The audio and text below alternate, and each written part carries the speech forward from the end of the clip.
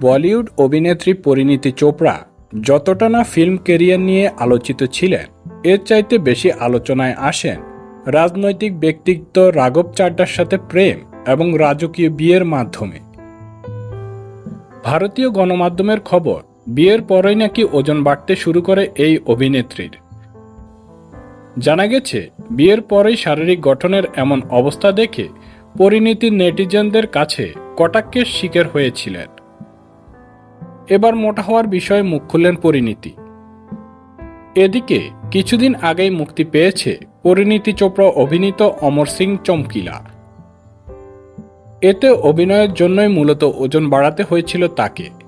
চরিত্রের প্রয়োজনে ওই ছবির শুটিংয়ের আগে তিনি 16 কেজি ওজন বাড়ান। পরিণীতি বলেন, যখন আমি পুরোদমে ডায়েট করার মন দিচ্ছিলাম, ঠিক সেই সময় ওই ছবিটির প্রস্তাব আসে আমার কাছে। পরিচালক জানান, আমাকে কমপক্ষে 16 কেজি ওজন বাড়াতে হবে।